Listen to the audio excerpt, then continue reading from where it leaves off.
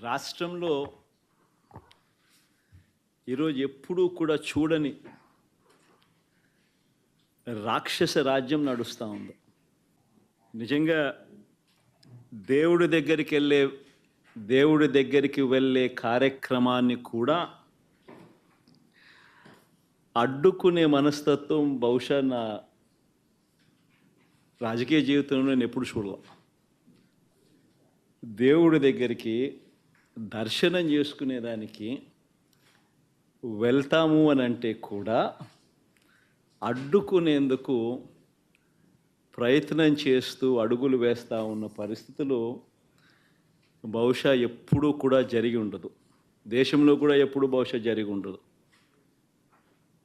రాక్షస రాజ్యం అనేది ఇదే. ఆశ్చర్యం ఏమిటంటే తెలుసా, ఈ మాదిరిగా వైఎస్ఆర్